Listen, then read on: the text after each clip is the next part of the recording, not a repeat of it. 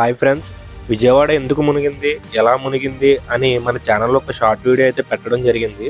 ఆ వీడియో చూసి చాలామంది ఫుల్ వీడియో పెట్టండి బ్రో అని కొంతమంది, బుడమేరుకు గేట్లు లేవని కొంతమంది, అధికారులు నిర్లక్ష్యం వల్లే ఇలా జరిగిందని కొంతమంది కామెంట్ చేశారు. అది 1 మినిట్ వీడియో అవ్వడం వల్ల నేను క్లారిటీగా చెప్పలేకపోయాను. ఈ వీడియో మీరు పూర్తిగా చూడండి. ఈ వీడియోలో 15 సంవత్సరాల తర్వాత విజయవాడ ఎందుకు మునిగింది, బుడమేరు ఎక్కడి నుంచి స్టార్ట్ అయింది, అసలు విజయవాడ మునగడానికి ఎవరైనా కారణమయ్యారా, అధికారుల నిర్లక్ష్యం ఏమైనా ఉన్న దాని గురించి క్లారిటీగా మీకోసం చెప్తున్నాను. ఫ్రెండ్స్, ఇప్పుడు మీరు చూస్తుంది ప్రకాశం బ్యారేజ్. అందరూ అనుకునేది ఏంటంటే, చాలామంది తెలియని వాళ్ళు అనుకునేది కృష్ణానది పూర్తిగా నిండిపోయి ప్రకాశం బ్యారేజ్ గేట్లు అన్నీ ఎత్తివేయడం వల్ల దిగువన ఉన్న ప్రాంతాలన్నీ మునిగిపోయాయని చెప్పి అనుకుంటున్నారు. కానీ మునిగిన ప్రాంతం ఇక్కడ మీకు మ్యాప్లో చూపిస్తున్నాను చూడండి. ఇది వరద ముంపుకు గురైన ప్రాంతం. ఈ వరద కృష్ణానది నిండి నీరు ఇలా బయటికి రావడం వల్ల కాదు, మరి ఎలా అనేది ఒకసారి చూడండి. ఈ ప్రకాశం బ్యారేజ్ నుంచి మనం ఇలా వెనక్కి వెళ్ళితే ఇక్కడ ఇబ్రహీంపట్నం దగ్గర మనకి పవిత్ర సంగమం అనేది కనిపిస్తుంది. పోలవరం నుంచి వచ్చే కుడికాలువ ఇక్కడ కలుస్తుంది. 2 నదుల కలయిక ఇక్కడ జరుగుతుంది కాబట్టి దీన్ని పవిత్ర సంగమం అని అంటారు. అయితే ఈ పోలవరం కుడికాలువను పట్టుకుని మనం ఇలా వెనక్కి వెళ్తే కళింగ్ కెనాల్ అని వస్తుంది. దాని తర్వాత శాంతినగర్, దాని తర్వాత కౌలూరు అని వస్తుంది. ఓకేనా ఫ్రెండ్స్, మీరు ఇప్పుడు మ్యాప్లో చూస్తున్నారు కదా, ఈ కౌలూరు దగ్గర మనకి ఈ బుడమేరు కెనాల్ అనేది కనిపిస్తుంది. ఈ బుడమేరు కాలువ అనేది కనిపిస్తుంది. మీరు స్క్రీన్ మీద చూస్తుంది బుడమేరు కాలువ.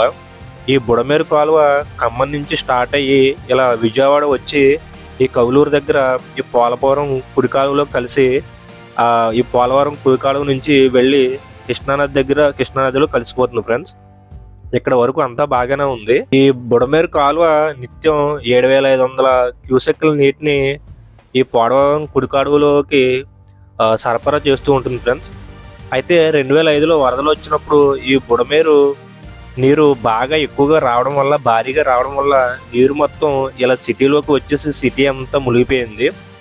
అప్పుడు మన రాష్ట్ర ప్రభుత్వం ఇక్కడ 11 గేట్లతో బ్రిడ్జిని ఏర్పాటు చేసి భారీగా వస్తున్న నీటిని ఇక్కడ ఆపి ఆ నీటిని ఈ పోలవరం కుడికాలువలోకి మళ్లించారు. ఈ పోలవరం కుడికాలువ ఎత్తు 19 మీటర్లు. ఇప్పుడు భారీగా వర్షపాతం నమోదు అవ్వడం వల్ల ఇక్కడ కృష్ణానది కూడా నిండిపోవడం వల్ల పోలవరం కుడికాలువ నుంచి వెళ్ళే నీరు కృష్ణానదిలోకి వెళ్ళకపోగా మరలా రివర్స్ డైరెక్షన్లో వెనక్కి వచ్చేస్తుంది.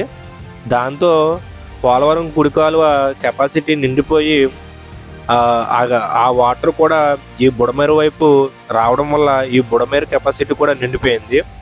ఇప్పుడు ఈ బుడమేరు బ్రిడ్జ్ 11 అడుగులు ఎత్తు మాత్రమే. ఈ బుడమేరు కూడా నిండిపోవడం వల్ల అధికారులు తప్పనిసరి పరిస్థితుల్లో అక్కడ ఉన్న 11 గేట్లను అయితే ఎత్తివేశారు. ఈ గేట్లు దరిదాపు ఒక 5-6 సంవత్సరాల నుంచి వీటికి ఆయిలింగ్ గట్ట చేయకపోవడం వల్ల ఈ గేట్లు ఎత్తడం అయితే కుదరలేదు. అయితే ఎత్తకపోవడం కుదరకపోతే అక్కడ ఉన్న అధికారులు లోకల్ వాళ్ళ సాయం తీసుకుని మాన్యువల్గా అయితే గేట్లను అయితే ఎత్తారు. చాలామంది బుడమేరుకు గేట్లు లేవని చెప్తున్నారు. వాళ్ళకి నేను చెప్పేది ఒకటే సమాధానం.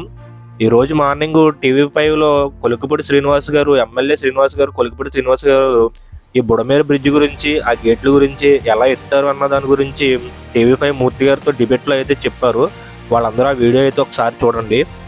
నేను ఇది కామెంట్ పెట్టే వాళ్ళకి చెప్తున్నాను.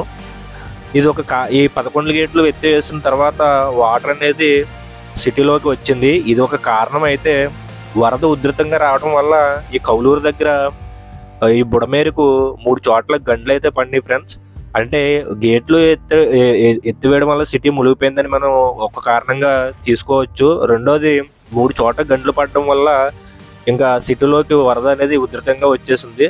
సో గేట్లు ఎత్తారు అధికారులు తప్పు అని చెప్పి మనం చెప్పలేము. ఎందుకంటే వరద ఉధృతంగా వచ్చి 3 చోట్ల గండ్లు పడినాయి కాబట్టి దానికి మనం ఎవరూ ఏమీ చేయలేము. సో దీనివల్ల సిటీలోకి వాటర్ వచ్చేసి సిటీ అంతా మునిగిపోవడం జరిగింది. ఇటువంటి వీడియోస్ కోసం ఛానల్ సబ్స్క్రైబ్ చేసి ఫాలో అయితే కండి friends. Thank you so much.